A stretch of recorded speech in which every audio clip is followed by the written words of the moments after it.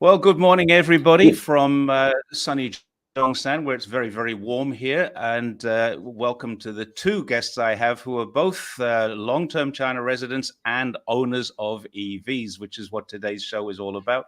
Not only that, both of these guys are extremely vocal about China and China's transitions from whatever they were to what they currently are today. So I think we're going to have a really interesting chat today.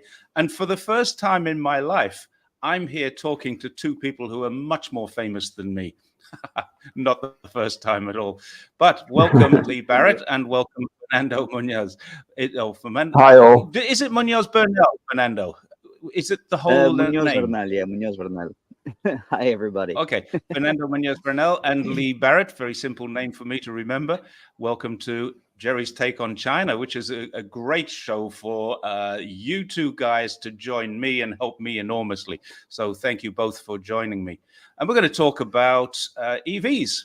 So Lee, I'm going to ask you if you go first, because you just bought an AITO, which stands for Adding Intelligence to Auto. Yeah, an ITO. But it That's actually correct, means Adding Intelligence to Auto.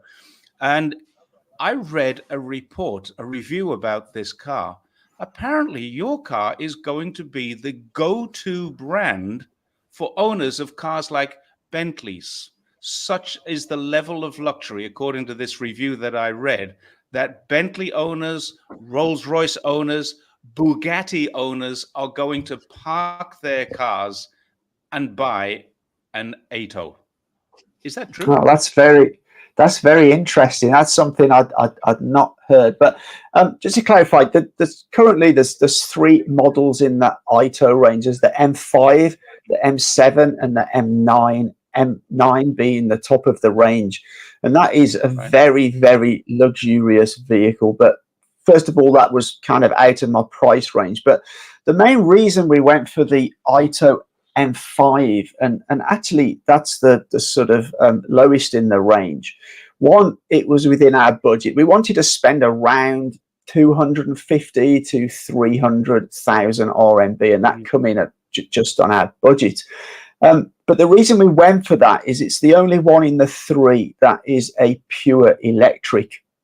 The M7 and M9 are both hybrids, so they also use a petrol or diesel engine as well as a battery, whereas the M5 has two versions. It has the hybrid version and the pure electric version, and the pure electric version is the one we went for because specifically we wanted a pure electric. And when we were looking around, we've been wanting previously, Vicky, my wife, had we had a car which was an old VW Borer, and that was like 10 or 11 years old, and we were starting to get to the point where we're spending more and more money maintaining it. Things were going wrong, so we really thought it was time to change. But in Shenzhen, there's an area close to where we live where you go and literally all the dealerships are in a big square area, so there's literally all of them, or BYD, Xiaopeng, Li Auto, Neo, they're all there. So we spent pretty much most of a whole day sort of looking around them all. And one of the major factors in choosing the AITO, I wanted a car that had LiDAR technology. And the reason I wanted that is I've read reports that in sort of safety tests certainly on auto driving, cars that are fitted with LiDAR have been found to be somewhat safer than ones that use only visual technology, i.e. a camera. And especially in tests they did in sort of darkness or very adverse conditions. A LiDAR, for anybody who doesn't know, is kind of a sophisticated kind of radar. But previously, these were only put into very high-end cars because the cost was quite high. But because China supply chain has got behind LiDAR, the price has actually dropped significantly. And interestingly, there's a automated vacuum manufacturer that's just brought out a model that contains a LiDAR. So it shows you how China's manufacturing scale has actually reduced the cost significantly. But getting back to my choice over car, so we looked around, and most of the lower end BYD models and many other companies' models don't have a sort of self driving technology available. Most of them have sort of self driving on the highway, but we also wanted the sort of city self driving. So actually, the choice at the end came down to between the Ito M5, which again the size is a thing. We wanted a sort of spacious 4-stroke 5-seater vehicle. So the choice came to between Neo and the Ito, and I think we were looking at I think it's the EC6 if I remember rightly, which is a similar size. But there's one factor that sort of swayed me to Ito. One, I love Huawei products. Yes, that's the one. One, I love Huawei products. I think Huawei are a massively innovative company, and I actually, really trust their technology. I was lucky enough to sit down a few months ago with the actual head guy from their auto driving program, and he instilled a lot of confidence into me about their sort of auto driving features on the Ito. But the big overriding factor, I'll be interested to hear what Fernando says about this, because I know he has a Neo. But I was concerned a little bit that because of Neo's recent sales figures, to my mind, if you look at the charts of sales, they're struggling a little bit. I mean, their products are really, really nice. The quality's great. But I was just concerned about whether they will be here in another 12, 18 months' time. And that had concerns from a warranty issue for me. And that's why ultimately I went for the Ito. From an interior fit and technology, I think they're kind of similar. But that was just the sort of overriding, the factor that made me choose the Ito. And up to now, I've been extremely pleased with it. We're only about sort of 6 weeks in, but I can talk a little bit more about that later. Okay, we'll come back to that. So, Fernando, the reason you and I were both going, is because you actually have a Neo E6, right? I have an ES6. You're towing, ES6. Sorry, you're towing a 2.3-ton caravan, right? You call it an RV trailer. Lee and we outvote you. Caravan, yeah. Yeah. What drew you to choose the Neo? I mean, I know the Huawei, the Ito wasn't available at the time, but what drove you to choose the Neo? And also, can you tell us about, because I happen to know, I've been in your car and I know how luxurious it is. So I know your reasoning for choosing that in terms of the comfort and the space, and two cats and a dog, two huge cats and a dog, and the strength to pull that. But you also got a really special deal on this, didn't you? Tell us about that. Yes, something that I might be able to show you in a few minutes. But first, let's talk about why I chose this car. I went to see the car in around summer of 2019 in a place called the Neo House in Dongguan. So it's these very comfy places where you can buy coffee, you can watch movies, have events, and they have all sorts of activities to create kind of like a following, like the people who buy Neos. Did you say have a dance? Did you say have a dance? You can watch events. Oh, I thought you said have a dance. If you want to, shake it up. I went to see it summer 2019, and I really liked the car. And I asked him, hey, can I make a review of your car? And I said, like, how many followers do you have? I had 600 followers at the time. So they said, like, nah. So anyway, fast forward to around November, and it was time for my wife she already been driving her car for about a year. She had a Smart, and we had already paid a lease on that one. So I was saying, like, oh, why don't we just buy another car for you? Like something nice. I was driving a Mercedes-Benz before. I got an imported CL220 AMG, and I said like, why don't we just buy you like a decent car, like a because I call it like a bumper car, like a pom-pom. Smart. You hit the front is because you hit your toes. So she was Okay. just learning, right? So we went to see the Xiaopeng, and we really liked the P7, I think it was, but it Yeah. was not Mhm. available. I was like, okay. So I took her around the mall to see the Neo house. Like, oh, look at this one. What do you think? And she went in and she fell in love with it. She fell in love with the AI little thingy, the Neo, all the features and everything. And we walked out with a signed contract. But then again, I mean, the idea was okay. This is 500,000 RMB, and the Xiaopan was like 200,000, and her previous car was like 120. So we're like, okay, what do we do? So let's do something. You stay with the smart for a while. I take my Benz and we sell it, and then we can buy this one. So by end of November 2019, we signed the contract. We gave it the down payment, and here's the deal that you're talking to, and the people probably have heard about it. Um, as a limited time offer, they said like, look, if you buy before whatever date, we are going to offer you a free battery swapping deal for life.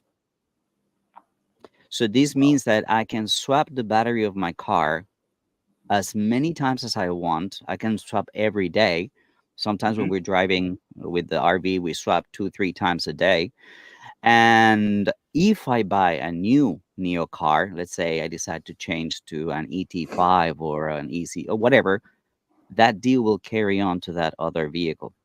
So So this is that your to life, me, not your car's life. it's yes, basically is my life. And the interesting thing about that is that I was looking at the Tesla Model 3, right? Fully spec'd. My Neo is fully spec'd. And the Tesla Model 3 fully spec'd would have been like 15 or 18,000 RMB more expensive. But then again, you end up with a battery that will degrade over time.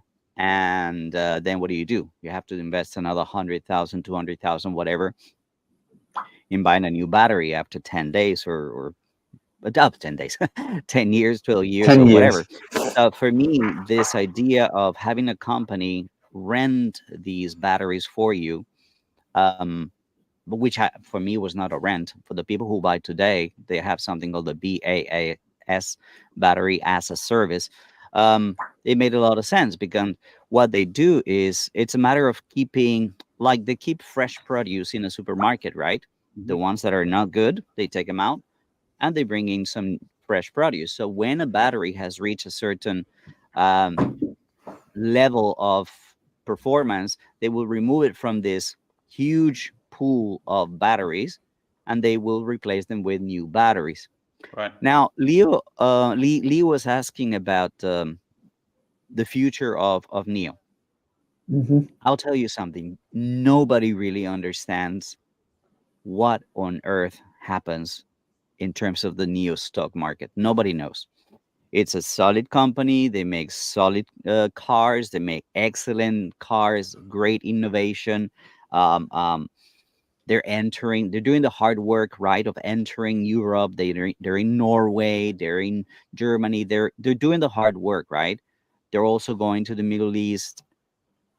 The stock market, just the stock doesn't reflect how much they do.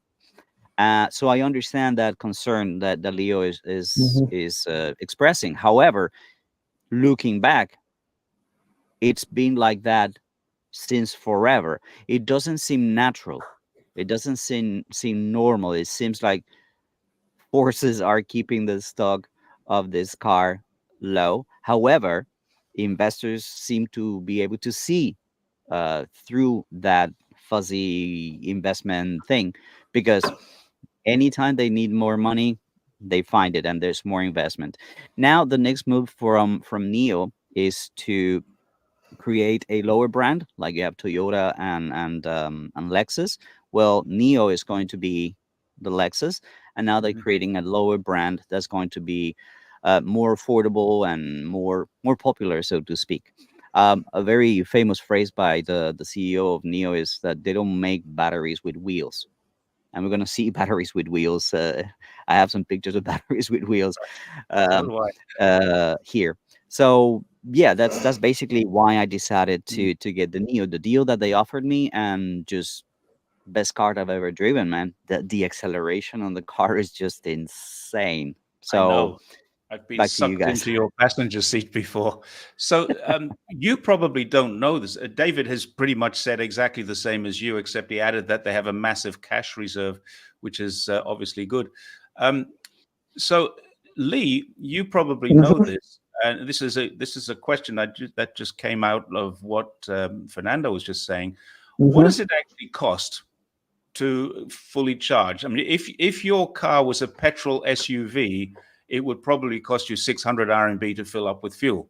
What does it cost to fill up with electricity and drive it away fully charged from basically empty? Okay, so I can't actually answer that because I don't know. Because generally we don't ever let it get to empty, and the reason that is so. If you charge at home, you will look to take probably anywhere between sort of 6 and 10 hours to do a full charge, because the chargers are generally running from a sort of standard mains outlet, so you can't pump a lot of energy into the car. So we tend to use commercial chargers. Now, we generally let ours, most of the time, once it gets to around 30%, we will charge. And we use the commercial chargers. Now, depending on what time of day you charge and what time, sort of how long you're charging, what the capacity of the charger is, depends on the price per kilowatt hour you pay. Okay, so the time of day. But generally, up to now, we will do a charge from, say, 35% up to sort of full. And we're generally paying around about 50 to 60 yuan, I think, for that. Actually, it's my wife who normally does it. So I apologize, but I don't have all the details now. But it is significantly cheaper. But I do get Fernando's point about battery swap. So the Ito that we have comes with an 8-year warranty on the battery. Right. And the thing is that the way I think about it, by the time that battery's sort of at the end of it, it's like, okay, yes, you can pay to have it replaced. Right. But I think the level of sophistication, the type of car that is available in 8 years' time, I would probably want to change the car anyway. So you know this one's good for 8 years. I'm just going to explain what Fernando is doing, because he's out on his mobile phone and he's off. Fernando, can you hear us? Yeah, no, I just wanted to show you a little bit. My car is at 5% right now, and I am in a place. Yeah, I'm in a parking lot next to the sports center in a place called Yangzhou in Jiangsu province. And next to this sports park, there is an RV place where people can park, and there's also a swapping station. So I need to swap. I got here last night, so I need to swap. So I wanted to show you guys how it works. So hi, Nomi. 我要换电. We can talk about other things. So that's Fernando talking to his car and his car talking back. That's interesting. So basically, I pulled up to his battery swapping station, and the car actually does self-swapping. So it parks itself in that. It's part of the what do you call it? Let me see. So basically, it parks itself. Yeah. And does the whole swapping automatically. So you're at the swap station now? Yeah. That didn't take long. No, I told you the swapping station is right next to where I am. And the swapping should take about, let me see 1 second. I don't know if this is generation 1 or generation generation 2 or 3. Now they're coming out with a generation 4, which actually holds many more batteries and can route from your highway all the way to the swapping station based on your plan, your route. Okay. So now it's going to park itself, right? We're not seeing any movement. The signal's not that good. So, Okay, hold on a second.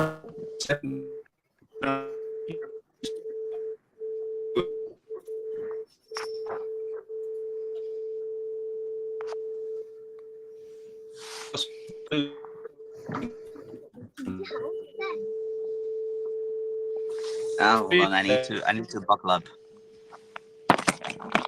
You guys can go on, and then I'll come back once after I swap.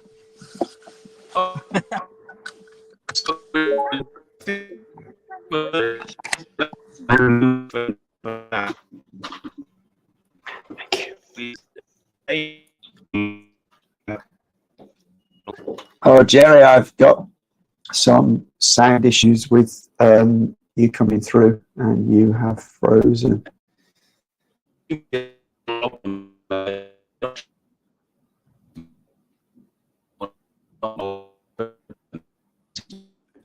I'm only getting very right. That's better. I can hear you now. Yeah. Okay. Yeah.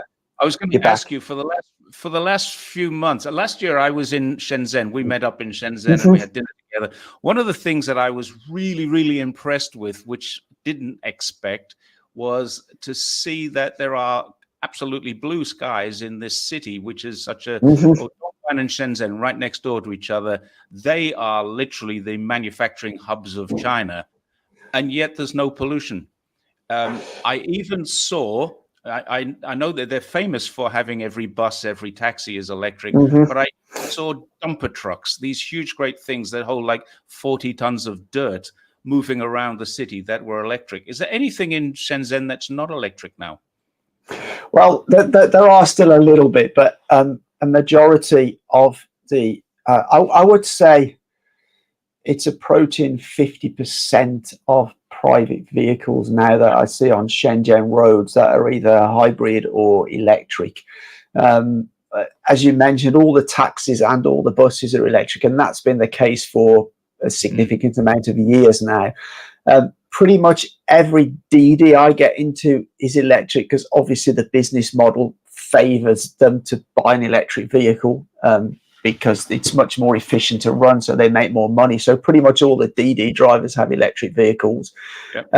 We're now starting to see fleets of electric e-bikes, these rental ones, entering Shenzhen. So yeah, I would say, you know, certainly over the last 2 or 3 years, from a private vehicle point of view, I'm seeing significantly more. And if you look at the sales, I think the sales of EVs now are approaching 50%. I find it a bit crazy to think that now people would still consider buying a petrol vehicle. I understand that if you're like a petrol, I had a discussion on Twitter a few days ago because people were comparing this new Xiaomi to a Porsche. Now, in my opinion, if you're a petrol head, you would still buy the Porsche because, you know, I go back to the days when I owned a BMW Z3, and nice. On the English A roads, there's nothing like driving something like that. You know, as a car person, you've got the engine, you've got the gears, you know, you just don't get that electric car. It's a very different experience. But what I would say, and I find this interesting with Xiaomi's marketing, they focused a lot on the performance of the car. You know, it does 0 to 100 kilometers an hour in less than 3 seconds. It's a very fast car. It's very sporty. But to be honest, unless you live in a fairly rural place of China, I don't see how you're going to be able to use a car like that in China. The UK is slightly different. We have a lot of country A roads, which are quite fast roads if you've got that kind of car. But unless you're driving sort of much more remotely in China, you just don't have the ability to use that. I mean, the car we bought is it will do 0 to 100 in 4.4 seconds, but there's just nowhere, certainly in Shenzhen, that you could even ever think of using that capability. So I'm a bit sort of, but yeah, going back to your original question, that there's the electrification of transport in Shenzhen is just mind blowing, and I hope more sort of provinces will follow that model. I see Shanghai is becoming more electrified, and I presume other provinces will do in due course. Yeah, I found when I was in Shanghai, after I left you, I went to Shanghai for several weeks, and I found a hell of a lot. And like you say, all the DDs, all the buses. So again, even Shanghai, the air is much cleaner. This is something, when I came to China in 2004, you changed your shirt 2 or 3 times a day because you had a black collar. For sure. You could taste metal in your mouth, and it really was bad. Now it's entirely different. So we've got Fernando back. He sent me a message saying he's done. Are you still there? Yeah, well, basically, the swapping takes about 3 to 4 minutes. One thing that is very interesting about swapping, let me sweep my camera around, is that during Chinese holidays, if you want to take your EV on a highway and you need to charge, the lines for charging are insane, because all the brands need to use that infrastructure that's only available an hour at a time. So I'm done. I'm now at, what is this? 93%. But when you use battery swapping, you just pull up to a battery station and that's it. Now I want you to look. There's one waiting to swap. There's another waiting to swap. There's another waiting to swap. This couldn't be any more realistic. There's a swapping situation where everybody does swapping because it's so much more convenient than charging. You can go ahead and go with your life, go with your day, if you don't have a charger at home, for example. So that's a huge advantage, and it's a very different business model. That's the reason why I chose NIO over Tesla and anything else that was available at the time. So in a matter of 5 minutes, I'm done. I have 93% of my battery, and I keep going with my day. The fact that it's free. I would like to just raise a point around that. You mentioned that there are large queues for chargers, and I quite get that. We did actually travel at Chinese New Year, although it wasn't very far. It was about a 300-kilometer journey. We didn't have an issue. The services we stopped at had a row of about 25 chargers. We didn't have an issue. Now, the slow charging is also something that's actually been. If you look at Huawei about a month ago announced one of their new chargers, and that will charge from pretty much 15-20% to full within about 10 to 12 minutes. So they reckon they will roll out 100,000 of these chargers over the course of 2024. I'm actually surprised. I didn't realize till we bought our EV just how massive the charging network is in China. Like the weekend we went to, I was actually shooting a second video about our car. We had a first video. It was really popular, and many people says, "Oh, we want more information." So I went out to shoot another video. During that shooting, we pulled up at a charging station, and this is a very local. I don't live in the center of Shenzhen. I live on the outskirts where all the locals live. I have no foreigners around me. But we pulled up at a relatively small, mediocre shopping center, and there's a charging station there with 60-something, fast chargers. And that, when I say a fast charger, that is now, I think we were at about 40%, and we went to full in about 38 to 40 minutes, which is not crazy. But so the next generation of chargers will do that in like 10 to 12 minutes. Now that's only for cars that can support that. If you look at some cars, like some of the ones that are a few years old, you won't be able to charge that fast. Your car has to be able to facilitate that fast charging. But from a technical point of view, my thinking and my opinion is that in another 3 to 5 years time, this won't be an issue. There'll be batteries that will take a car 1,500, 2,000 kilometers without a charge. Battery technology is advancing at such a rapid pace. You're even now seeing that it's viable to put these batteries in HGV tractor units, because the power for the density of the battery is decreasing or increasing, whichever way around that is, significantly fast. And as I mentioned earlier, there's a company called CATL, and they're on the leading edge of battery technology. So, I think, but Fernando's point is a really good one, that when your battery does start to deteriorate, which inevitably happen, that's less of a problem for a Neo than it would be pretty much any other vehicle. And the other point I'd like to raise, and this is again why I was concerned with the Neo route, and why I mentioned I'm actually also a stockholder of Neo, and I'm at a massive underwater position at the moment on that, because I thought that they were going to be, and I think their technology is great. I think their cars are extremely well. I do think they're slightly overpriced in the market now, but hopefully with their sub-brand, they will sort of remedy that. So that's a thing to consider.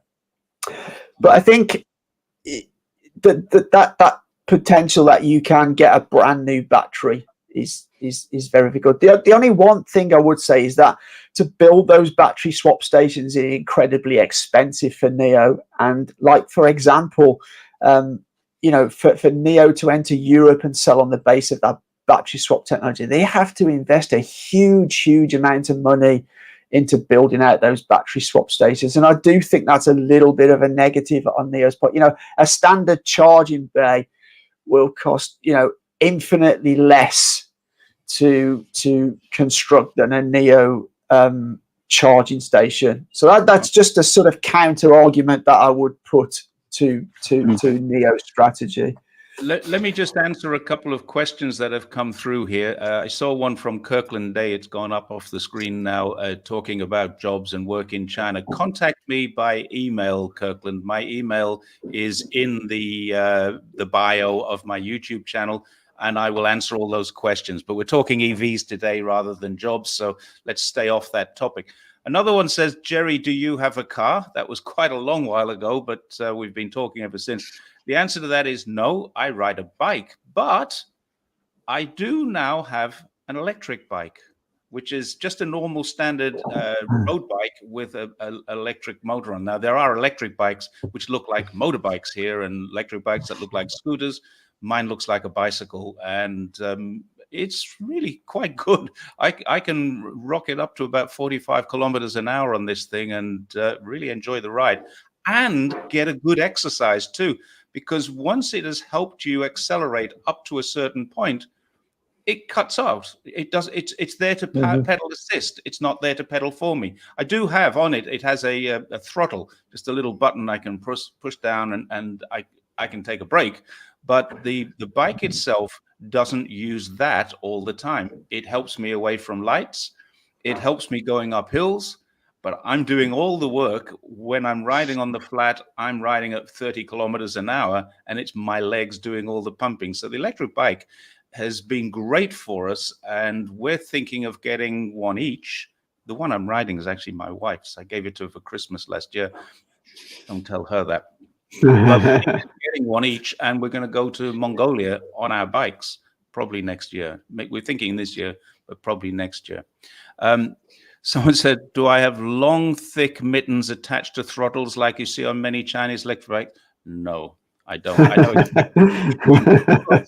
they put their hands into Winnie the Pooh gloves. Yeah. Okay. Oh, that's banned in China, apparently, Jerry. I wanted to add something to that I saw after they did they released the SU7. China released the guidelines for the operation and management of service of public electric vehicle charging stations. So basically, they're classifying now chargers in three kinds, because basically the first national charging standard of the 800-volt era is here. So they said that they're going to categorize the fastest one, the ultra fast charging equipment, those that have a range above 360 kilowatt hours. That is going to, that's the one that you were saying charges you whatever 300 kilometers in less than 10 minutes, and you can go on with your day. So that's the ultra fast. Then they have the ones that's equipment with power of a single nozzle between 180 kilowatts and 360 kilowatt, and that they call supercharging. And then anything under between 30 kilowatt and 100 kilowatt, they call that just fast charging. Anything below that, it will be just slow charging. That's probably what you have at home. So that's something that was released not long ago. So yeah. Very interesting. Let's we talk about this Xiaomi. This only got launched the other day, and I saw one on the road the day after it was launched. I thought that's really unusual. And I saw one of this color as well. I looked at that and thought, what the hell is that? And it is kind of Porsche-esque. It's not Porsche. You can see it's not Porsche, but when you see it at the front, you kind of think, is it? No. And you get round the side, you go, no, that's not a Porsche. This is this Xiaomi SUV. Did you hear the story that's going around on Chinese social media about this car? Did either of you hear the story, the ripoff? No. I heard something about it, yes. Like basically everybody went on to book it. Basically you give a little bit of money and you book your car. It goes into pre-order. But they only have a certain amount of time until you can remove that booking. You say, oh, I don't really want to buy it, so I'm just going to remove it. That might have affected the numbers that they produced. They went up to 88,000 or 89,000 bookings, almost 90,000 bookings in one day. But then some people forgot that there was a window of time during which they could actually withdraw their booking if they wanted the money back. It was no commitments, no penalties, just withdraw your money. But once the time passed and they forgot about it, they thought it was a joke, or they thought it was, oh, this is funny, I'm gonna buy one, and joke with your friends around the table. And they were asking for the return of the money, and they're like, sorry, the window of time has already passed. So there's a little bit of a talk around society about what happened to some of these people. But if you know more details, Jerry, do go on. Well, a few details. I've got the same story as you. It's what's called a cooling off period. China has this. I think most countries have this now. If you buy something, you have a cooling off period. And the cooling off period was 3 days. Now, what a lot of people did was they put their 5,000 deposit in, got the order approved, and showed it to their friends. They took a screenshot of it, put it on their Moments, and said, look, I've just put a deposit down on a Xiaomi SU7. It's going to be the best car in it's a telephone, which has turned into a car, blah, blah, blah. And, having a big joke about it. And then Xiaomi said, we understand that some people are doing this as a joke, so we're going to extend the cooling off period to 7 days. And they send out messages to everybody saying that they're doing this. And some people were stupid enough or ignorant enough or not paying attention or too lazy. I don't know what their reasoning, but some people didn't realize that this 3 days had passed. Then the 7 days had passed. And now they're complaining because they're not getting their money back, because Xiaomi said, if you place an order and you don't cancel it within the cooling off period, that's going to become a production car and it's yours. It belongs to you. Now, if you don't, that was something. That was something that we had exactly the same. I think it was also 3 days when we ordered ours, and they says, once that data's passed, because it's then gone into. It's not like the West where you wait months and months and months, and that they manufacture the car pretty much very shortly after they get an order, because that's the nature of manufacturing here in China. It's done very quickly. So we were told that you've got this 3 days. If you cancel after that 3 days, you don't get your deposit back. mean, that was fine for us because we were going to buy it. Yeah, But yeah. like you say, with this Xiaomi one, I think a lot of people. I wonder. I suspect the same happened with Cybertruck as well, because Yeah. the Cybertruck had a huge amount of orders in the first couple of days, and I would imagine, there's not many people out there that are going to pay this deposit and go, oh well, we're going to wait for 3 years. It's like I think Tesla has this sort of habit of announcing things that are just in the mind of Elon at the time he announces them, because ever since Tesla first came out, it was going to have full self-driving, and how many years, like 5 years later, it still doesn't have full self-driving. And just something very interesting on this: about a year or so ago, I visited this facility in Chongqing, China, where they have this kind of academy of, it's like a central Chinese place of autonomous driving, like a research center. And I actually spoke to a professor there, and he says until you get infrastructure in cities that can actually communicate back with the car, he doesn't believe full self-driving is possible.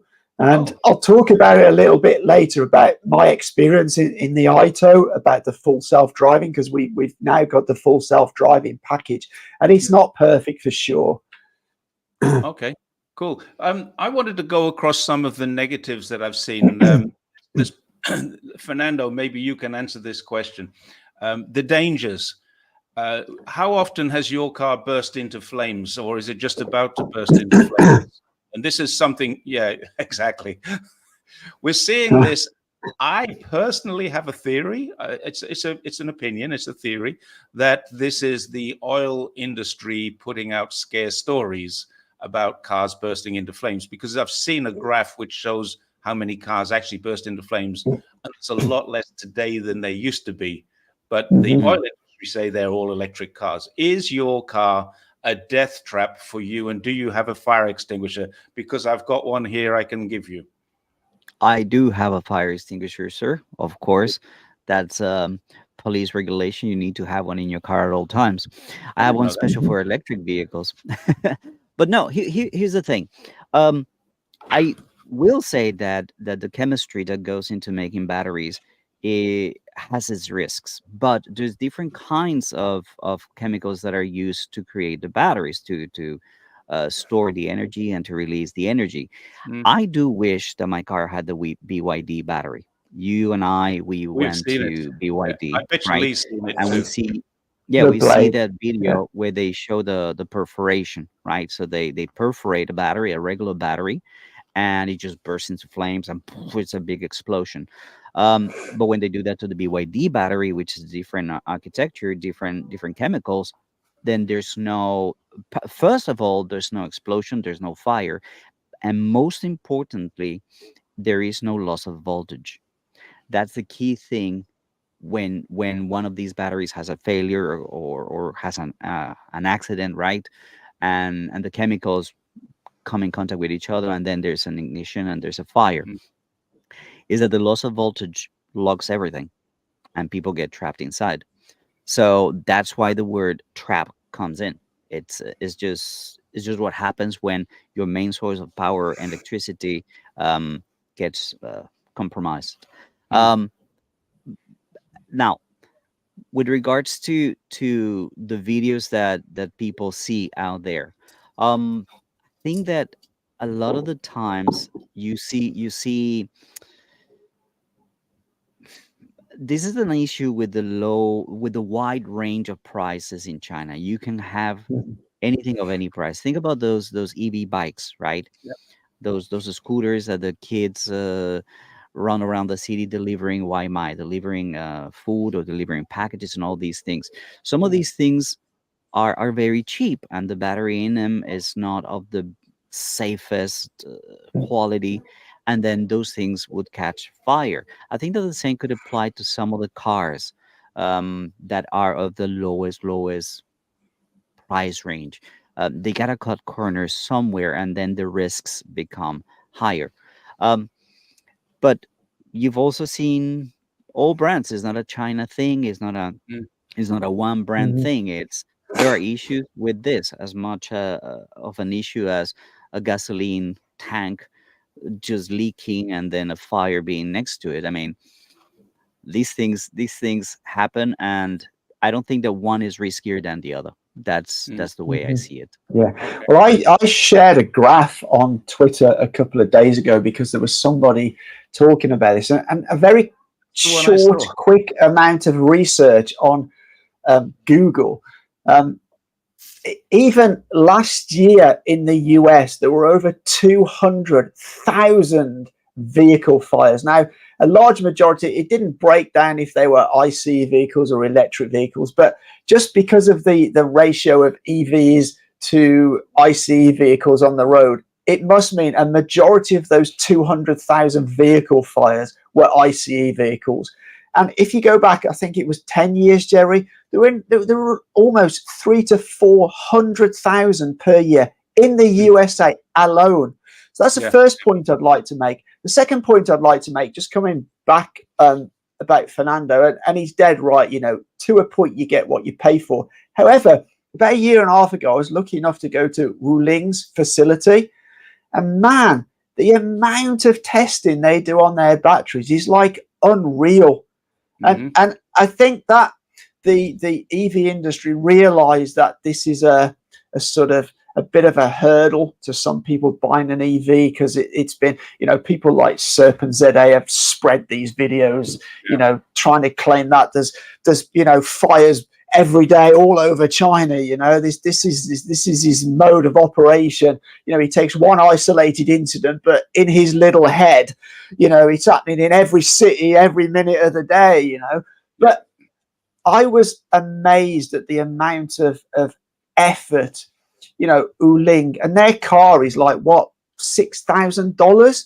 The amount of effort this is the one. The amount of effort they put into sort of battery testing and putting it through all different sort of rigorous tests, cold and heat and crash tests. I was quite stunned. Yeah, because this car, the particular model that I've got up there now, it retails at equivalent of $5,000 US. It's in the 40,000 RMB range. But they've just brought out a new one, which they call the Ching Kong, which is clean air or clear sky, literally. The Kongtiao is the air conditioning, and Qing is clear or crystal. So, I mean, the car is brought out with a new one. I think it means it has air conditioning in it, and maybe it didn't before. But we'll see about that. They also have, and this is my favorite thing. I just love these. They are so cute. They really are. They look like toy cars, but they're real cars. And some of them are even, you can see there's a 4-seater. Not a very big 4-seater. I don't think I would want to. There you go. So, you've been to the model. Now, one of the questions that I was going to ask, and I talked to Fernando about this yesterday. I was going to ask, have you been? But now you've just said you've been. I guess that's the Liyue factory in Guangxi. And that's I was right. Ask Fernando if he'd been to this city. I was there on a bike in the middle of COVID. My wife and I cycled from Guangxi, and we had 7 weeks on our bike. And I was in this city, and we were sitting in a restaurant upstairs looking out the window. And I said, have a look out the window. What do you see? And she says, cars, lots of cars. I said, what about the cars? And she said, well, they're all the same. And literally, I kid you not, they were all this. And I talked to Fernando about it. And I think, Fernando, you can put up a little slide, or can I put up this slide? You need to bring it in. It's a short video. So I have 3 short videos. So let me show you. Which one is this? This one. All right, guys. So we have come to Liyue, where I have noticed something extremely interesting. There are a ton of tiny cars like this. These are all Chinese-made brands that are tiny little cars, but it's very unusual how many there are. There's hundreds and hundreds and hundreds all over the streets, to the point where they actually make their parking spots for them. There's no way a regular car is going to fit in this place. So, yeah, that's a very unusual thing that I've noticed here in Liyue. So that's Liyue. It's an incredible little city in the middle of nowhere, effectively. And we cycled into it. And I honestly, I believe we had dinner in that street. It looks the same. Yeah. It's that open, the It's a wet small market, city. and it's very popular. Yeah, when you say it's a small city, 1.5 million people or 2 million people live there. And I think they must all work for the Wuling factory. I mean, they're very proud in that city of what they make. And I'll be honest with you, before I went, I thought, it's not going to be that good. You know, it's so cheap. But when I actually drove it, I was actually impressed. Now, it's not like driving like mine or Fernando's what we bought. But what you've got to remember is the price. But actually, for the price, it's very, very good. And I think Wuling, I don't know whether they're still doing this, but not so long ago, they were doing a deal where you could pay, I think it was 20,000 RMB, and you could get the car. And then basically you just paid a rental of something like 250 RMB a month. And I think you could then own the car. And I think for like students or young people in their first job, I mean, I'd potentially buy one. I also think they're very, very cute too. And I'd actually buy one as a second car, just as a city car around Shenzhen. You know, you want to pop down the supermarket, but I'd like to decorate. I mean, and in the city you're just talking about, you see many of them decorated with like ears on and paint jobs and Mickey Mouse and all this kind of stuff. Yeah. Winnie the Pooh down the road from us. I posted it on Twitter. We've got one of those cars painted in Winnie the Pooh. Look, this one's going to be in trouble soon. just like this one, right? Yeah. Exactly. I can't get a focus on it at the moment, but yeah, this is a little Winnie the Pooh car. Oh, I'm going to tell you something that's going to make you fume here, Fernando. On the back of your RV caravan, you have a rack for your bikes, right? At the front, yeah. Oh, at the front of your RV. I've seen your RV, but it self-parks. I wasn't sure which direction it was going. I've actually got a video of Fernando parking his RV. He gets out of his car, uncouples everything, and then starts pressing buttons on a remote controller, and the thing parks itself. It's amazing. That's another EV, yeah. Got electric wheels. That's a thing that is going to revolutionize. Sorry, that's something that is going to revolutionize caravan and tourism in Europe as well, because all these electric cars now are coming out with these cables that can power an RV, a caravan. Yeah. So you forget about just getting solar power or anything. Just hook it up to your car, and you got your heating, your air conditioning, your everything, with a much larger battery that's already built into your car. So that's one of the reasons, because a lot of people ask me about the cost of my travels. And they can't imagine how cheap it is. True. Sorry, Jerry, go. What I was going to say about this thing, the other day I went through a car park by the river here in Zhongshan, and there was a huge RV. Now, this one was an RV, not a caravan. It was a truck with a hotel room on the back. And on the back of that was like a forklift truck rack. And on that was a Wuling car.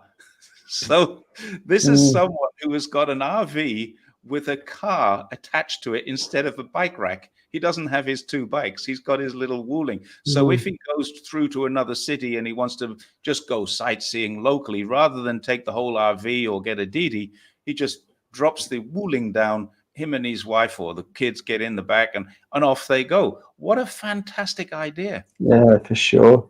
Well, those are huge. Those are overlanders, and they're extremely expensive and very cumbersome to park. But I think it might change though, because BYD have just produced a chassis that a company are using to build an RV back on it, and that's fully electric. So that's an interesting development. I mean, BYD, people think they just do cars, but actually they're one of the companies that produces a whole range of commercial vehicles. And in fact, very recently they won a contract in California to build school buses, because literally they have no competition.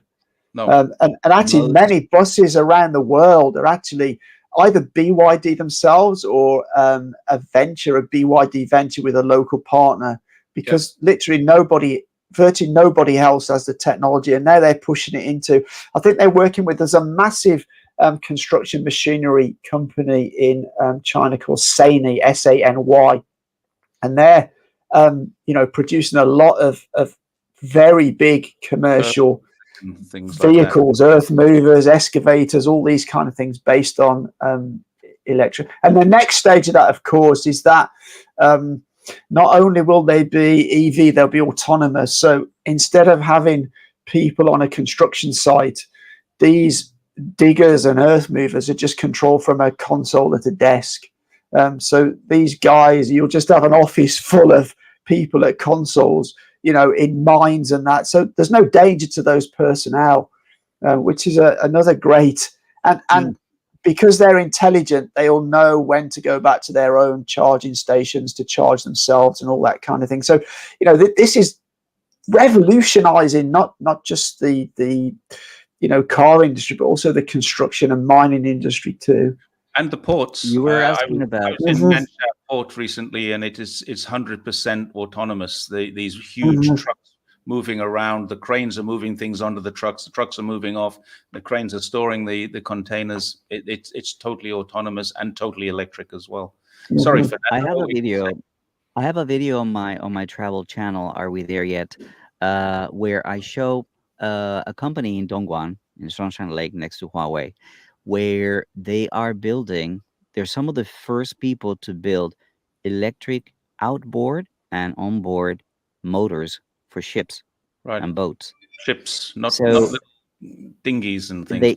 They do tiny dinghies, so they do tiny things for going fishing, but they do speedboats, and they do ferries as well.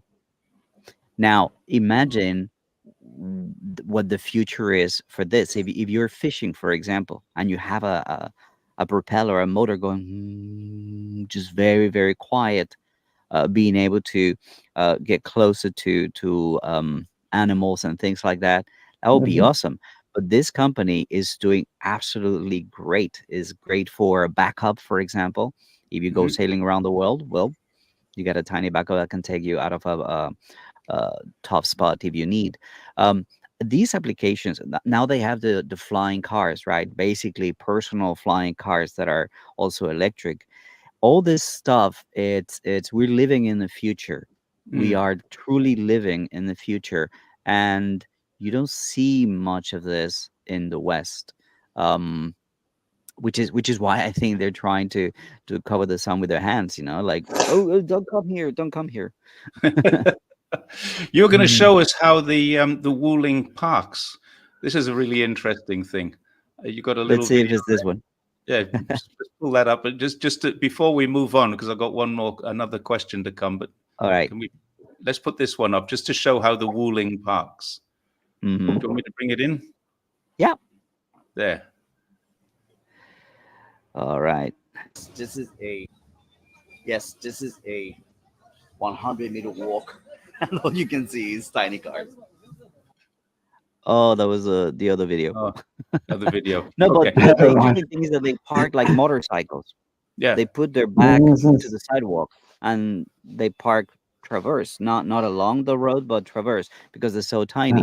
So it saves a lot of room in the city. Let's move on. I saw a question come up about hydrogen. So Lee, a question for you about other technologies. I read recently that Japan is not going down the track of EVs. They're going down the track of two different things. One is hybrid, which my dad used to have a hybrid Toyota. It was a fantastic car.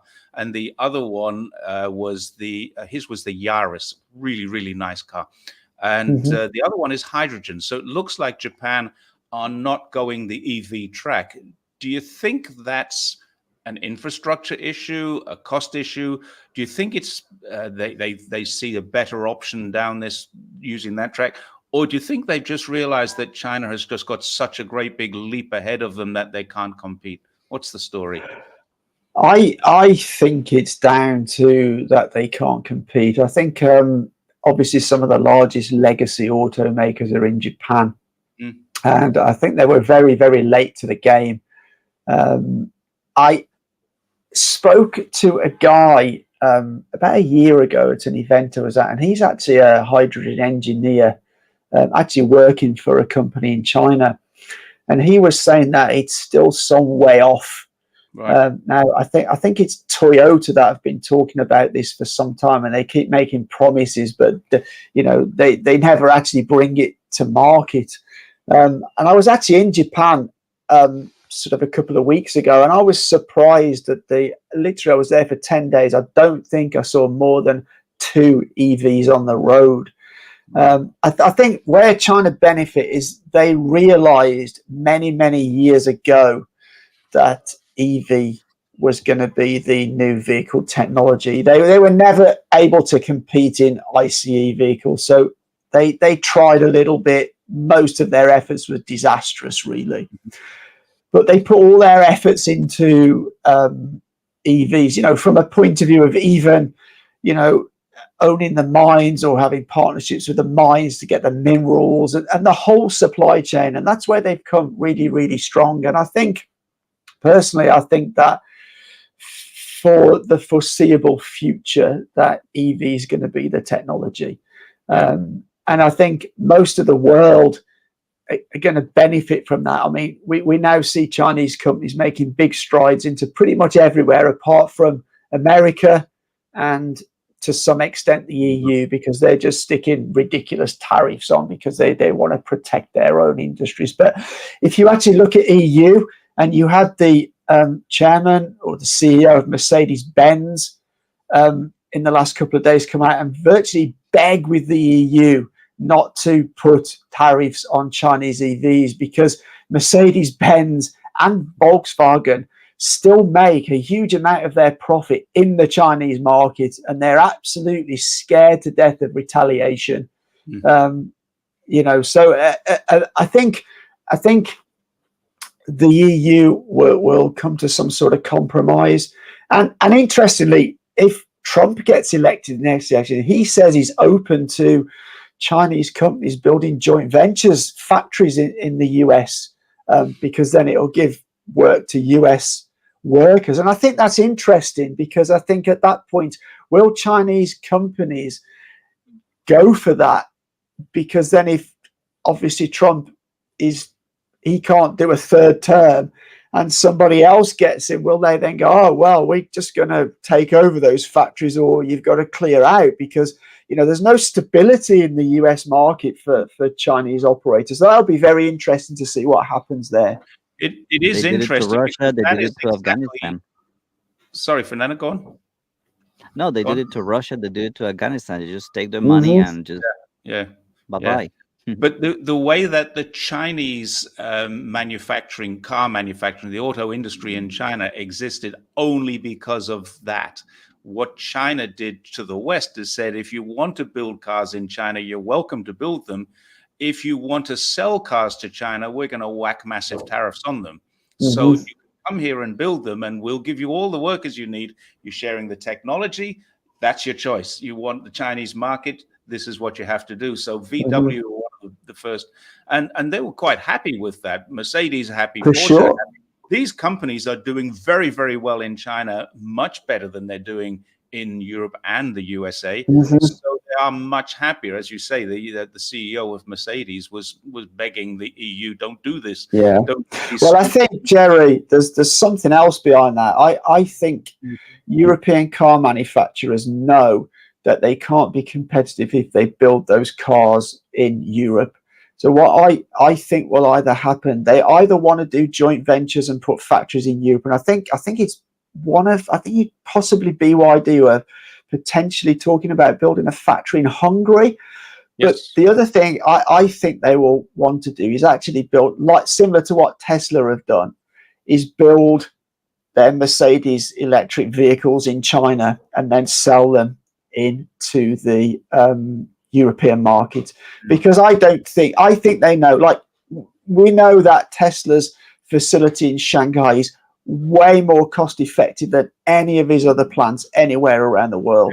And I think potentially that's what some of the European car brands want to do. They want to build them in China. And this will be very interesting, where they're talking about putting tariffs on cars that are manufactured in China. Will that also apply to Tesla, or will they give a special consideration to Tesla? Because a lot of the cars that Tesla built in China are not for the Chinese market. They're shipped to many other countries. So I think it's a dilemma that the US and the EU have here. Yeah, they also forget that General Motors have, I think, 4, and Ford has, I think, 6. It might be the other way around, but General Motors and Ford have between them 10 car manufacturing plants here in China. Toyota have Honda and Toyota are massive in Guangzhou. They have a massive plants there, and also up in Changchun in the north, where most of the cars are actually made. But these are huge export markets for Chinese-built cars. What are they going to do if the car? The other one I thought of was Geely or Geely. That car is actually a Volvo as well. So Sweden is exporting cars to America called Volvo, but they are a Chinese brand. Are they going to do the same thing with that? So they've really got to start looking. Go on, Fernando. Now they're throwing something else, which is, okay, let's go to the source, because it's all about stopping China. The whole UHRC, the Uyghur Human Rights Project thing, that they're now produce a paper saying that the sourcing of aluminium in Xinjiang is done with forced labor. And aluminium goes into every single frame of most cars, or accessories and parts, wheels, things like that. So now everything that is touched by Xinjiang, but factories in Xinjiang could theoretically get sanctioned, and that's what they're pushing for, right? It's not going to affect only Xinjiang; it's going to affect every single company that has anything to do with car manufacturing that uses aluminium that comes from Xinjiang. And how can you actually know exactly where your aluminium is coming from? They know this, and that's why they keep coming out with this bullshit narrative, in the air, and is gonna pick up speed, pick up some support, and then you end up with some sort of sanction, like cotton tomatoes, like all these things. So that's one of the issues that happened to Porsche and Bentley and Audi, who had a lot of cars stopped at the ports in the US because of this particular problem. They have wheels made with certain parts, wheels and other things made with aluminium that they could not actually say where it came from. You cannot prove it, then we have every reason to believe that it's made with forced labor in Xinjiang. They have so many tools at their disposal. That's a sad thing. Yeah, it's the guilt until proven innocent. Yeah, exactly. Yeah, you can't. How is it possible to it's just ridiculous, and I don't understand why more people just don't see through the bullshit of it. Really, I really don't. It's just nuts. I don't know. It's just madness. Yeah. I've got family members in Australia who've contacted me and said, can you stop posting stuff like this? You can't be the only one who's right. Everybody else says the opposite to you. So, well, actually, that's not true. Everyone in media is saying the opposite to me. But everybody in China is saying the same as me. I've got one more question about a complaint, because I'm an Australian citizen. I follow Australian media. And we had a Prime Minister, Scott Morrison. He's gone now, thank goodness. I've never yet met a person who likes him. Even people who support his party don't like him. And he's gone to America, which is perfect. They're welcome to him. He's working for think tanks in America now. Perfect. Yeah. Well, he got his just rewards. That was for him. He was the guy who did the AUKUS thing. But a couple of years ago, when he was still prime minister, he was on national television. He said, guys, you really got to forget about this EV thing. EVs cannot tow your boat or your trailer. They're just not capable of doing it. And I have proof positive that they are. And He's sitting right here. Fernando, Mhm. is this true that EVs cannot tow a boat or a trailer for the Australian market, please? Just go to the Cybertruck video, right? When this pulling is beating a Porsche while Yeah. towing a Porsche. But anyway, Mhm. no, it is possible because these things are four-wheel drive, right? And Mhm. it also depends on the kind of motors. So mine has two motors at the back and one motor at the front. So Mm. it's got a lot of power to do that. It's absolutely possible. It's a matter of how you configure the gears and the motors so that they produce more torque or not. Or you want speed or you want power. Think about the Rivian, for example. There's tons of abilities that these cars can have, and they're designed for different things. Think about Mhm. all these trucks that deliver goods around China. We're not talking about the tiny bikes, the big trucks. Most of them are electric. Most Mm. of them are electric, and they carry Mhm. things up and down, and they have a whatever certain range. And so, no, Yeah, I mean, that's not true. again, You can tow anything you want. as I mentioned earlier, I think a lot of this, the motor technology is not an issue whatsoever. There's plenty of powerful enough motors. The big issue is the battery, but the speed that they're innovating on battery technology is like breakneck. You Yeah. know, Yeah. and we're at the early days. You know, you look at companies like BYD and CATL. They're making, BYD just in the last 12 months increased their headcount on R&D staff by 30,000. 30,000 additional R&D people. One company. One company, and then you look at companies like Huawei, who are also probably doing R&D on battery technology. CATL probably have a huge R&D team. I think it was material science, which is what batteries is, chemistry and physics and material science, material engineering. How many people does China graduate each year in those disciplines? These big companies have got massive resource to go. So that this technology is moving at breakneck speeds. What one other question I would be interested in airing, if I'm okay to do that, Jerry, is how do you guys see the EV market going? Because right at the moment, I think there's way too many producers of electric vehicles in China, and some of these legacy automakers like Great Wall and is it FWB? Um, they I have think. electric vehicle divisions, but they're not doing that good. Mm. Personally, I think over the next few years, there's going to be a huge amount of consolidation. I think a lot of the smaller ones are either going to go bust or it. My take on Neo, for example, would be I don't think Neo would go bust simply because they have a lot of technology, they have a lot of IP.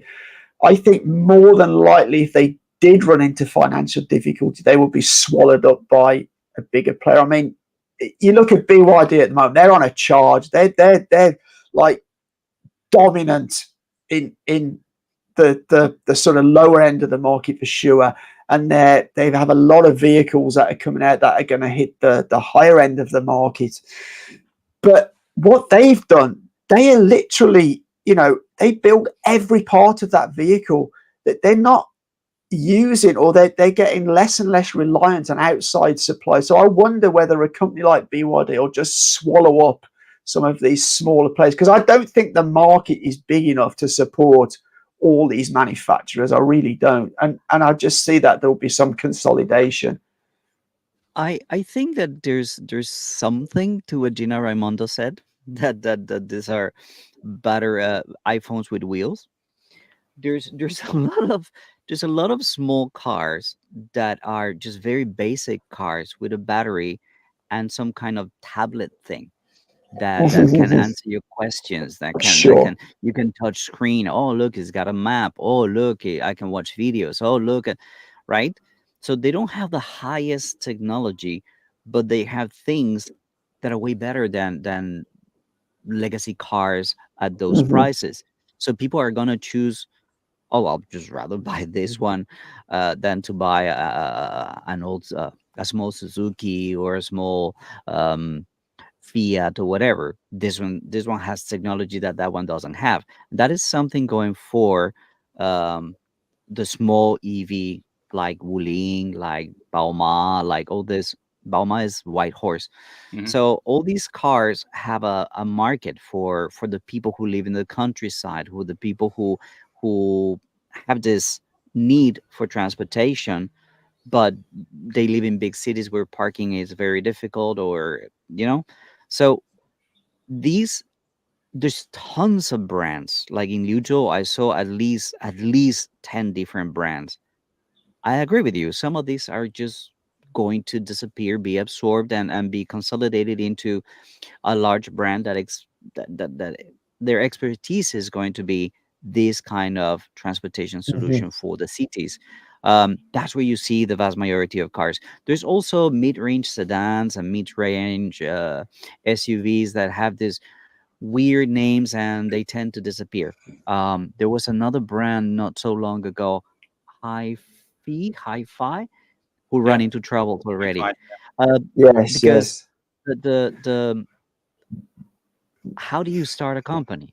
And when you think about it, Elon Musk did the opposite of what China did. Elon Musk started with a very expensive car, the Roadster, that then went Mhm. on to finance the development of cheaper cars and more affordable cars. Never got to a car that was really, really affordable, which was his plan. He just stayed on the Model 3 and up.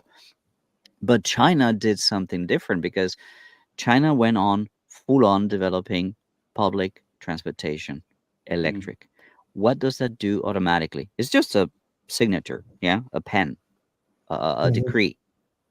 We're going to go electric. So within 6 months, so all the taxis are going to be electric and all the, right? Well, the infrastructure Mhm. has to be built. yeah. The charging infrastructure has to be built. Mm. So now anybody who's in the private sector goes like, oh, infrastructure is there. So now the private individuals will jump into the private market and start buying cars that are electric. So the push for electrification of the fleets in China came from the government. The effort was made by the government, and now we are here. So everybody jump into this ready to consume meal, so to Yeah. speak. Yeah, Mhm. yeah. But a lot of these companies would not have been able to do what they tried to do, what they're trying to do, had it not been for the infrastructure being there, and thanks to, well, the push to go electric by the Chinese government. Um, Mhm. totally agree with what you're saying, Ling. A lot of them are going to disappear. Low, bottom of the price range, mid range, and the fight is going to be for those that offer the best quality for price, the Mhm. best bang for your buck. And I Mm, think that there you're looking at technology and innovation in manufacturing. Mhm. So high tech factories, that's what you're looking at. You're not looking at just cheap materials made plastic. You're looking at something that delivers high quality at the best price possible. yeah, Mhm. I'm in agreement with that. There's always going to be a market for the Wuling, the little 5,000, 8,000 RM, dollar, not RMB. If it was RMB, it'd be cheaper than my bike. But a $5,000 car always has a market, and China is a big market for that. You mentioned rural China. Lots of people have motorbikes. When the motorbike comes to the end of its life, it's a good idea to look at a small family car. Now, Mhm. if you can't afford a Hongqi, or you can't afford a Neo or an Aito, then you're going to look at something like the Wooling. Wooling also does a huge range of vans. They started off building Yes. Mitsubishi vans here a long, long time ago, and Yeah, they about were the 12. source of Chinese Mitsubishis. So Mhm. they have this kind of history and culture. They're always going to be there for the small guy, the little guy who can only afford to get from his motorbike to a small family car. But then you've got the factory owners and I was in a Hongqi, an electric Hongqi the other day, a few weeks ago. Now we're talking about a 3 million RMB car here. Mhm. So everything in between there, there's always going to be that range. So what we're going to have, yes, you're right. The hi-fi was funded by someone in the Middle East, I think. It had a lot of money coming from, I think, Qatar, but I might be wrong on that. But it was a Middle Eastern country that was investing in hi-fi, and it was HIPHI, which was an interesting. And it was a really, it is still, you're still around, but it's a really good-looking car in my opinion, one of the nicest. But you don't see many of them, and I think your comment is spot on, Lee, and Fernando, you agree with it. We're going to see a consolidation of brands, but not necessarily a consolidation of models. They need to have the full range of models. We are going to see the brands disappearing, or some of them disappearing. I don't know how many there are. Somebody told me there's 90 different brands of electric car in China now. I don't know if that's true. I think there's 90 manufacturers. I think there's huge amounts. I was at the Shanghai Auto Show last year, and I'll be going to the Beijing one this year. And you know, I live in China, and I was coming across brands and manufacturers of the auto show that I'd never seen before. I'm like, well, you know, and I'm like, I'm thinking now, the market how it is. I mean, the market is super competitive here. You'd be mad to start up an EV company right now, wouldn't you? You'd be absolutely nuts, you know, because I mean, I heard a rumor that Xiaomi are losing a significant amount on every car it will sell, simply because the capital investment to set up the factory is just huge. Right. They are using a contract manufacturer, but they've actually built a new factory for that. But you know, I mean, you've got to be making a fair bit of profit on a car to cover that initial investment. So I heard a figure that I don't know how true this is, but they could be losing as much as $10,000 on every car they produce. But that's literally the cost to enter the market, you know. And I think there's very few EV companies currently that are actually making money, and I think this is the danger that, you know, are they all able to sustain this ongoing loss and keep raising more and more money? There's going to come a point where that's going to stop, and that's, I think, when the consolidation will start taking place. We shall see. I've got a friend of mine in Australia sent me an email yesterday, and I said I'd read it out on this because he's a new BYD owner. And so before we finish, let me just read what Roger sent to me yesterday. He bought his BYD Atto, ATTO, in December. He's got a problem with it. Wow, here we go. We've got a problem straight away. When he starts it up, it doesn't make any noise. He's not, it takes a bit of getting used to, because you don't realize you've actually got power. You can hit the accelerator without realizing you should be going backwards. You vroom, vroom, vroom. And so there's that. He doesn't feel like his car has started. And he hasn't driven it much. He's retired, and he lives part of his life in China and part of his life in Australia. But he's only done 1,500 kilometers, and he has solar panels on his house. So he charges it up at home, plugs it in. He's done this a few times, plugs it in. It takes 10 hours to fully charge. And he said, I don't mind that, because we charge it on Sunday when we aren't using it. And so far, he's typically driving his car for free, because it's great. His electricity bill has gone from $2.30 a day to $2.30 a day since he got this car. So he's literally driving this car for free. Is that your experience as well, Lee? Is that possible for you to charge at home, or do you charge it outside?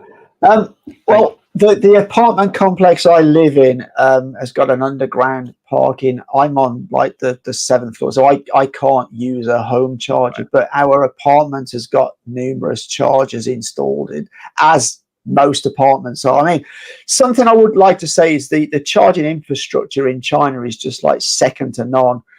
Fernando's probably got the same, but we've got like as part of the navigation app in the car, I can just press one button and it'll show me all the chargers. It'll tell me whether it's a fast charging station. It'll tell me how many charging bays there are there. And like, even like a month or so ago, we traveled to a very rural area, and I looked up on the thing. It says, yeah, there's some charges here. So we put that in, and we drive in there, and I'm thinking, this must be wrong. There's no way there's going to be charging. We're in a very rural town. And we come around the corner, bam, 2 big fast charging stations. And I'm like, really? I was like really surprised. But at home, so in my apartment complex, we have the sort of very basic charger. So it takes about 7 hours. But that's okay because, again, Fernando's probably got the same. Because electricity is cheaper between midnight and I think it's 6 a.m., we can actually set on the car not to start charging. So you can plug it in at, say, 6 p.m., but it won't actually start charging until 12 p.m. when the electricity is cheaper.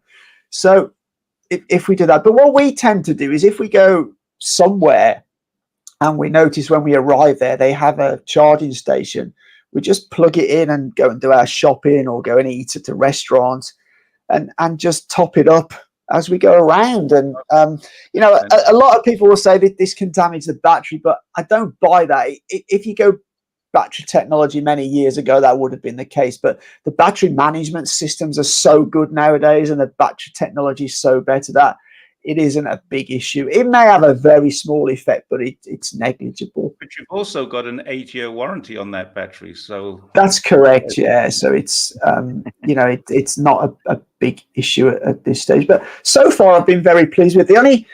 It's not a negative, but it's something that is we recently installed a city driving package. I'll be interested to know Fernando's experience of this, but I find it drives a little bit over cautiously. I mean, people have to remember auto driving is an immensely complex thing. It is very, very complex. So the car's detecting everything that's going on around it. But when we approach like I'll give you an issue. Sometimes, you know how these delivery riders, they'll come right up to a crossing and they'll allow like half of their bike to be on the crossing before they stop. That causes issues for the self-driving because the self-driving algorithm thinks that bike is going to come out. So sometimes it'll stop at a crossing where if you were a human driver, you wouldn't stop because you'd anticipate, you know, that bike is not going to come across. And then other things, like the other day we were driving somewhere and they'd actually got some sort of road works. So the road wasn't what was on the navigation system. It went somewhere else. And that then just confuses the hell out of it. But what happens in that situation, you get a warning and it will tell you you need to manually take over. And if you don't, it will just bring the car to a stop. I'd be interested, Fernando, is that similar to the Neo? Look, I put about 100,000 kilometers on my car since I got it January 1st, 2020. Wow. And I use it quite a lot. The thing is, if I'm with the trailer, the sensors at the back are constantly sensing the caravan. So the beep, beep, beep, so I just use cruise control. But if I'm not connected, then I use it quite a lot on highways, right? Where it keeps me in lane. And there's sections that have been plotted, so to speak, by Neo, that they actually can plan the route, so they know where the exit is, and it'll actually navigate and drive the car to the exit and actually do that for you. As I was saying, they could do that also for swapping. If you're on a highway that has been plotted by Neo, it will actually exit the highway, get onto the service station, find the station, the swapping station, park itself, swap, and continue, go on. You don't have to do absolutely anything. I've used that quite a bit, but where I find it most useful is for traffic jams. Yeah, it's amazing, isn't it? Yeah, just set it on and just like just sit there and not have to worry about it, for sure. There's always going to be someone who's too late for his mother's wedding that is just gonna cut off in front of you. But I don't know if you got that joke. It's mother's wedding. I know what you're calling. But in general, it's a very, very nice setting. You just set it on and that's it. It just drives according to the traffic. Get past the traffic jam. Okay, you either leave it or just take on. But it's one of the most relaxing things, both on highways. It is, yeah, and in city traffic. Okay. For sure, yeah. I mean, it's not really a question; it's a statement. Have a look at this, because you have experience with this. I know, Fernando, you've been to Shanghai and up to the border of Xinjiang, and you've been through China's most remote areas with your RV. So did you have a trailer with extra batteries? No, what Neo does, and I think other companies do this as well, is when you want to go to areas where the network is just not there, it's just not built yet, like in Xinjiang and certain areas of Yunnan. What you do is you hire a van. There's a big van with a generator at the back, and you tell them, "Hey, I need a charge." For example, in our case, when we want to go to Xinjiang and we have a stretch of 500 kilometers with the trailer and with the winds in Xinjiang, we probably can only drive like 250 kilometers. So we will need, and the computer tells us there's no charges nearby. So you need to get a charge. So the night before, we know we were going to do that. So we talked to the guy from Neo and said, like, hey, we're going in this direction. Can you meet us at this particular service station? But it's something more human. There's a human side to this. You talk to people, you coordinate, they meet you at a safe place. You can't do that by the roadside. You need to go into a service station, and they charge you there. It's a little bit slower. It will probably take an hour and a half or something to top you up, but then that's only available in areas where just the infrastructure is not there. I have to say that in places like Yunnan, I found when I started my trip, I was concerned about it because it's so mountainous and we're carrying this trailer and whatnot. But we found charging towers and charging stations and charging places along the way that were ready to put into place, ready to put to work. So this is just, it just keeps on growing. The other thing that takes place is other brands can also use other companies. So, for example, some brands can talk to a different brand because they also have this charging vehicles. That just makes it possible for you to go to places where the demand for electric cars is not there yet, and the charging station is not there yet, but the tourism is quite big. So that's what we did. That's how we experienced it, and it's quite cheap. You can buy, for example, when you go to Xinjiang, you could buy packages. So 15 chargers for this much, and it's actually similar or cheaper than charging your car at a normal charging port, but it will take a bit longer, and you need that coordination. But it is what enables you to go to every corner of China. Yeah. It's that. I know I've experienced Gansu and Xinjiang on a bike. I can tell you there are long distances between towns, and sometimes 180, 200 kilometers between service stations. So I can get that. But I would guess that now, I haven't been back to Xinjiang since 2019. I would guess that now there's a lot more charging stations. I know that Tesla has built some out there as well. So yeah, somebody put up a question: what are the maintenance costs of an RV? An RV or an EV? Sorry, an EV. Yeah, sorry. What are the main? I would have to say the thing that I've spent the most is on tires. That's because towing, though, right? They're very, very special. They're very soft. They're designed for high efficiency. So for whatever reason, I don't know, they're very easy to slash. So I've changed at least 5 tires in 3 years, which is not necessary, right? I mean, I've changed it when they're not gone, so to speak. Just when you say 5 tires, you mean 5 times, or a set, or 5 tires? Individual tires that have been slashed too easily. Very strange. But other than that, it's just what insurance, brake pads. I don't know. Your car probably has the same Leo, right? The one pedal driving. Yes. As in, you release your foot from the throttle and it starts to regenerate and brake. So that makes it very, very convenient. I haven't changed brake pads in 3 years and 100 kilometers. There's no oil change. There's no. I mean, as far as maintenance goes, an EV should be much cheaper than an IC because it's far less complex, actually.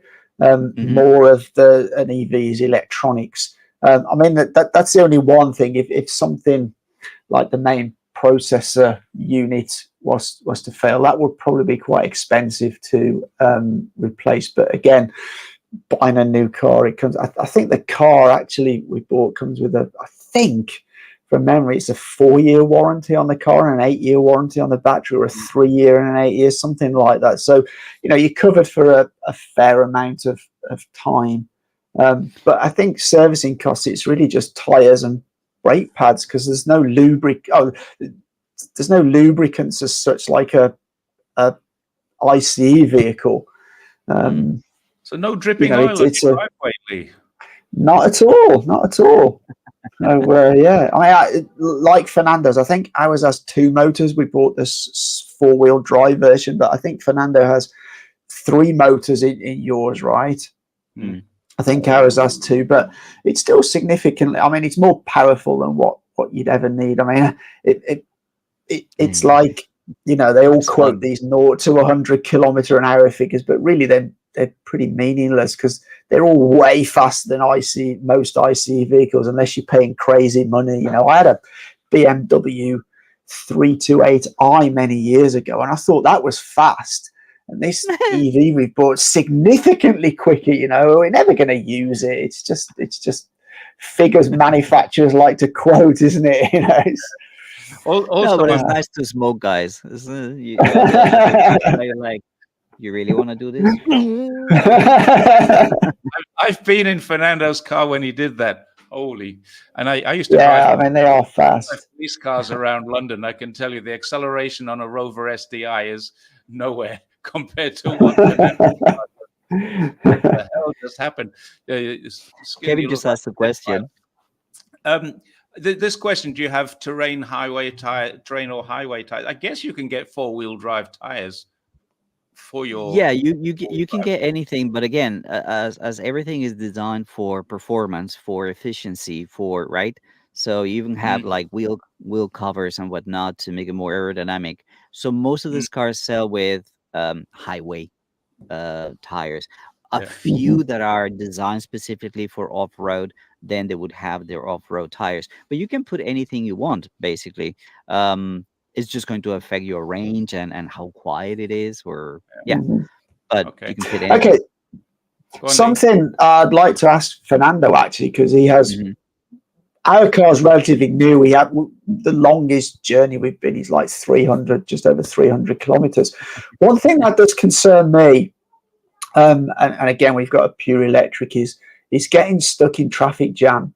You're probably aware that recently there was some horrendous traffic jams in part of China. I mean, that was extraordinary because it was down to snow and bad weather, but that just concerns me a little bit. So what's your strategy for that? Do you turn your car off, or how do you deal with that? Well, we haven't been stuck in too many traffic jams, but look, I found a measure in my console, in my dashboard, that I find very useful, which is the instant consumption, and that allows me to calculate, because I'm carrying extra, right? The car gives me a range, but the car doesn't know that it's pulling so much weight, of right? Course, so the range that it gives me is historical, but is not that accurate. But I know that if the car is consuming, I have a 100 kilowatt hour battery, right? But if I'm consuming 50 kilowatt hour, right? I know that I can drive at this speed for 2 hours. Just simple math, right? Very simple calculation. And then based on what speed I'm going, okay, this many hours, I'll make 150, 180.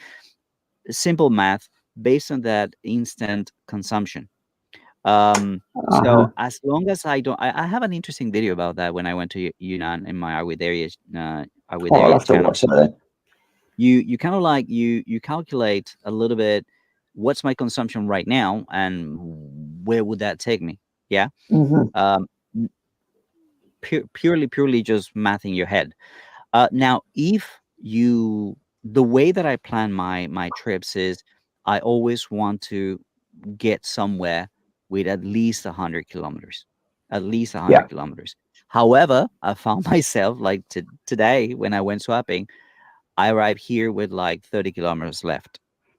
Just 100 kilometers would allow you to just that for my car is about Safety margin, yeah. You give yourself a buffer. In winter, things like that, you need to be cautious because your battery range, your distance will be reduced with cold temperatures. So sometimes when you're in close to zero, sub-zero, then the batteries will drain really, really fast. You get used to it. You just change the way you look at your just a gauges, different right? mindset, right? Yeah. But in my opinion, just staying above 100 kilometers or not letting the car drain that far, it's the best thing, I think. Yeah, the reason I ask is this summer we're planning to do a road trip, and one of the ideas was we drive from Shenzhen actually up to Xinjiang, and my big concern is some of those roads. Our CLTC is around 500 kilometers, but right now we find we get somewhere between 320 and 380 kilometers in real conditions, and that's concerning me. But I didn't know there were third-party services where you can get that truck. I didn't know that was available to ITO I mean, users. privately, I can share some information about how other people do it, because other people go there. There's tons of EVs out there. Sure. But look, I would say that all the way to Urumqi, right? You're set. Yes. You don't have any issues. It's when you start going into the that. desert areas of the south, when you start going in places where literally there's nothing, just not, it's a desert area. That's when you need to kind of plan and take a look at weather, take a look at inclination, right? Because hills also affect that. But then I'm prudent. I know my car can drive about 600. If I'm towing the RV in normal conditions, I can do 250, 280.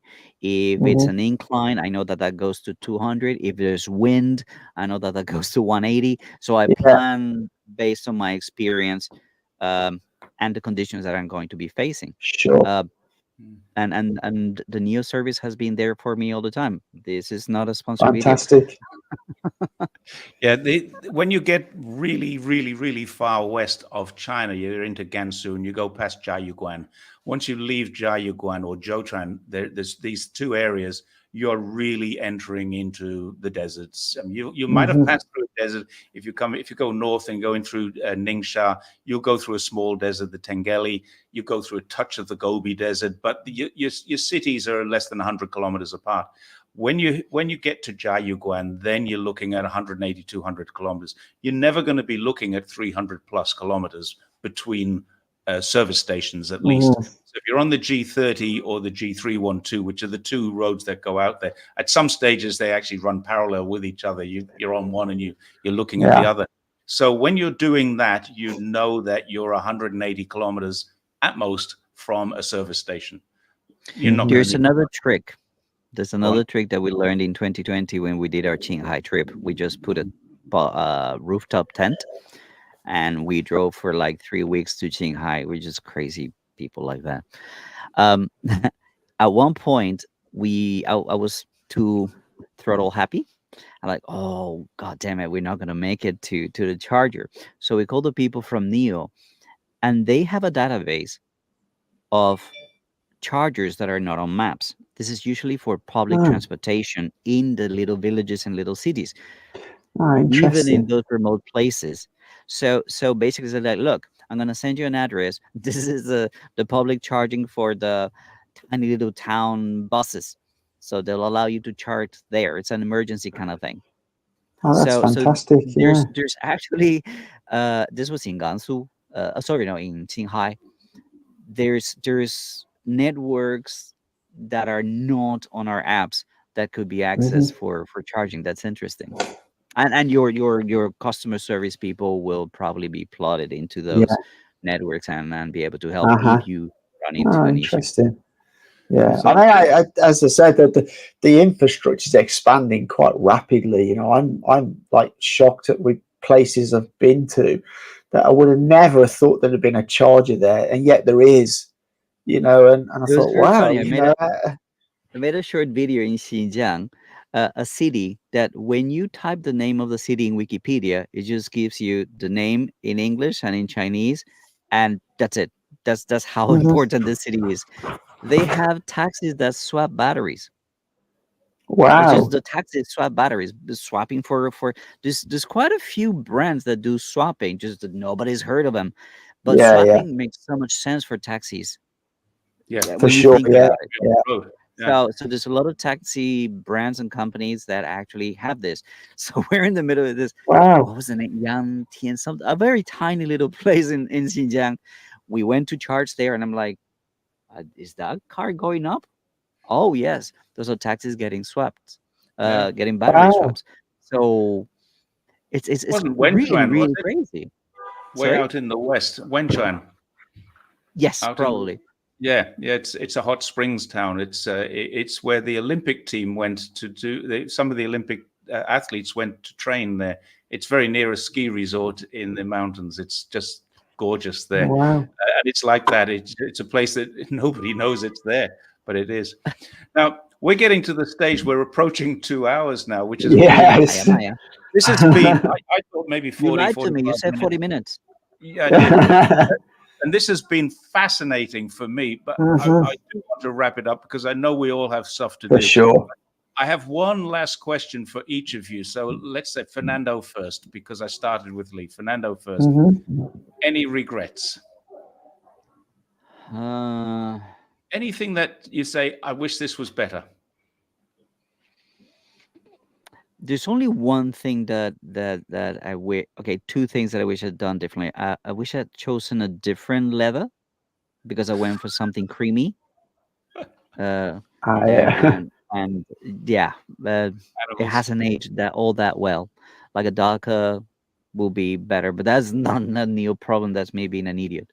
The other thing is that the when the car is cold, it does like when you steer the wheel, they're like it gives me a feeling that that's a cheap car, Okay. but I don't remember that in other cars. So I'm like, it's the only thing that kind of like bothers me, but it doesn't affect performance or anything. It's just my ego, like 500,000 RMB, like only when it's cold.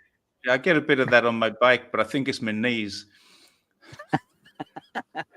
Lee, any regrets? I mean, yours is only a few weeks old. Yeah, certainly not at the moment. I mean, the crazy thing is I've actually not been able to drive it yet because my temporary Chinese license expired. And the situation gets worse because I'm about to do the test. I can't find my UK license. I haven't used it for 2 or 3 years, and I can't find it. So it may be that I'm now going to have to apply back in the UK to get a new license. So that's going to delay things even more. But I have no regrets at all. Just going on to Fernando's, I specifically chose the dark red leather interior because the other options were a light tan and a light grey, and I knew they would get dirty really easily. So that was the overriding factor. My wife would have preferred a lighter colour, but I says, look, it's we've got a young my young stepdaughter, and I says, look, it'll get dirty, so we go for the deep red, and I think that was great. But I've been absolutely, now bearing in mind I haven't had a new car for sort of more than 10 years, and I'm just absolutely gobsmacked by the amount of technology in these vehicles. There's just so much, and the only downside for me is that the operating system's all in Chinese. It'd be great if I could swap it over to English because there's certain things that I'm unsure. I know how to do a lot of it because I just watch Vicky or ask Vicky, but it would be great to have the operating system that I could switch into English to have a bit more understanding. But that's the only downside for me, really. I guess I fought Neo for 2 years for that, and finally they did it. But really? one last thing, yeah, they finally did it. OTA, over the air updates. It's phenomenal when a car it's amazing. can become a better car it is overnight. My Yeah. car, for example, and with this I finished, Jerry. Sorry, my car got a system with the hydraulics that I can actually lift and go down upon entry, like a Range Rover would do. That's a feature that was sent to me over the air. It's I'm like, amazing, isn't it? It's come on, man. fantastic. So For no, free. don't apologize. I'm fascinated by this stuff. This is incredible. Now, Yeah. your car is the Harmony OS system, isn't it? That's correct. Yes. Yeah, it is. Yeah. So that it easy. integrates seamlessly with a Huawei phone, and actually, a lot of it can be controlled from your phone. You can. So Fernando just mentions the over-the-air update. We recently received one where previously, if you wanted to park, you sat in the car, you selected the parking space, it scans the area, you select the parking space, and it parked. Now you can get out the car. So let's say if it's a tight space and you couldn't open the doors, you can actually get out the car and just park it from that app on your phone. And then this problem in China where you park your car and then you can't find it later because car parks are so huge. Again, the app has like a finder and it will like direct you to where your car is in the car park. So that saved us a lot of time on a couple of occasions. Just things like this with these modern cars are just great. It's just so convenient to do things like that. Is the thing? It's just software that is so easy to replicate. It's very different from making better wheels or making better steer wheels. For sure, You make the software once and just.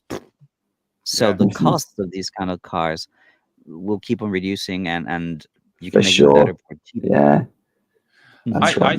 I think the cost of the cars are because the government keeps subsidizing them, and the EU ought to impose massive tariffs to stop that. And the spy cams, and the spy, and the burst into flames, and what else? So many things. They can shut all cars down instantly. That was the Dino Raimondo thing. Yeah, they're really concerned about Teresa going shopping to Tesco's. They can shut her down immediately. It's like it's just ridiculous. Yeah, I think Gina Raimondo's a bit. She opened her mouth a little bit too early on that one. It's a smartphone on wheels. I think she said iPhone, but the quote is it's a smartphone on wheels. What does that tell you about smartphones in America? What does it tell you about her fear? Because in China, people wouldn't think like that. They think this is great. Of course not. In America, they think, oh, it's monitoring me, it's watching me, it's all these negative things. Yeah. So it's always the same with the West. Yeah, we got to almost 2 hours, and a few people are coming in. Lots of questions there. Thank you, everyone, for joining us. Thanks, Lee. Thanks, Fernando. What incredible insights into new car ownership, new cars, EV cars in China. I think this is possibly, I've done a lot of really interesting live streams, but this one for me is the most informative for sure. It's been great. Thank you. All right. I enjoyed it a lot. On that happy note, if I could invite people to watch a broadcast that is going to start right after we finish this, I would really appreciate it. Yeah. Click on that link. Thank you. Caught lying. Yeah, he was absolutely caught lying, not just once, but 3 or 4 different lies in the same sentence. Yeah. Yep. Right. So go watch everybody tune into Fernando's. This is yours? You're going to put this up? Yeah. As soon as we finish here, I'll make it public. So click here and go watch, guys.